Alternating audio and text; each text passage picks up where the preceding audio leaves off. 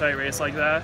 Definitely some places where I'm going to look to improve in these next couple of weeks. But I'm happy to be in a tight race like that, and happy me and Jacob got on the team. Yeah. From NCs to now, what's the progression been like leading up to these tryouts? Pretty similar to most seasons. Just kind of progressing throughout the season, making sure getting faster in practice. Kind of like adding in more things in terms of recovery throughout the season. And so that's kind of been my plan. What have you added? So just like at the beginning of the year, I just kind of let myself be sore. I've kind of always followed that protocol. But as the season goes on, I added some more stretching, some more foam rolling, just little things like that, just to make sure that as practices get harder, my body can recover from that as best it can. Knowing stuff that you've learned from guys like Nathan and Tom and Josh, and how they've transitioned and kind of focused more on listening to your body and doing what it needs to perform.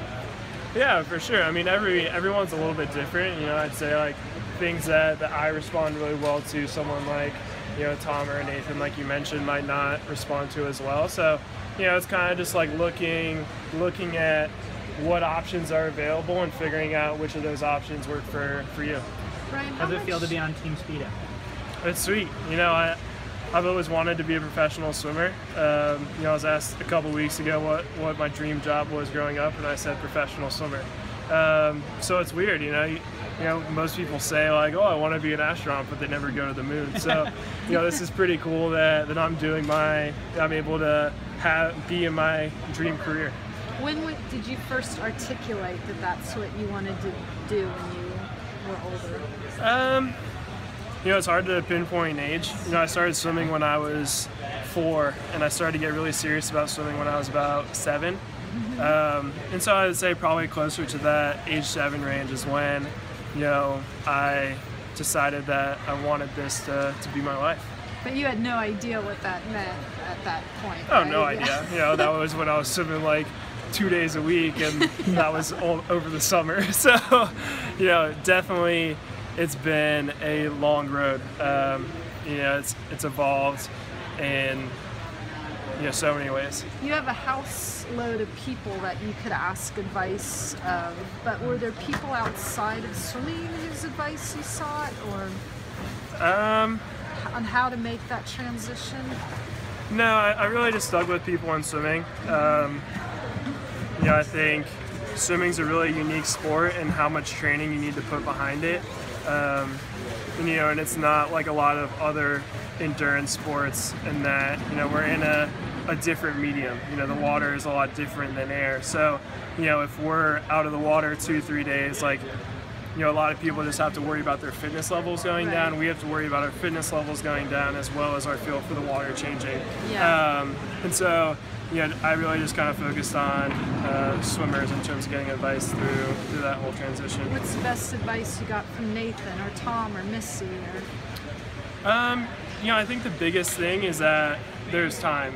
I think the tendency is, now I can make money. And so the tendency is to be I got offered to do this appearance, but there's time. I don't need to squeeze all this into a single month, a couple months before Worlds. My resume isn't going to change.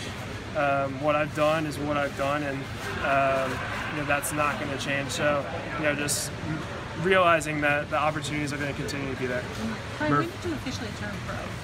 After NCs is when my eligibility was up. I hired an agent, I guess middle of April, and then I signed with Speedo last week. So I guess technically my first endorsement was signed last week. And so I guess I went pro last week. Murph, how do you feel about you with the avocado sponsorship? I don't know. I'm gonna have to ask the agent on that one. Murph, how do you feel about a time like that, 3 weeks out from Worlds, when it's going to be again pretty competitive field, knowing where you are in your preparation? I think it's good.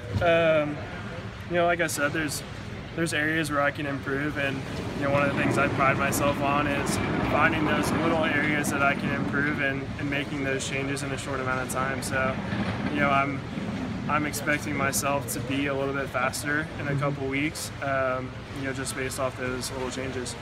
How did you wind up with Speedo? How did you end up with your agent? Were these hard decisions? Oh, really, very, very hard decisions. Every agency has a little bit different things to offer. Was it like being recruited in college again, or was it tougher? Yeah, I would say pretty similar in terms of the amount of research I did behind it.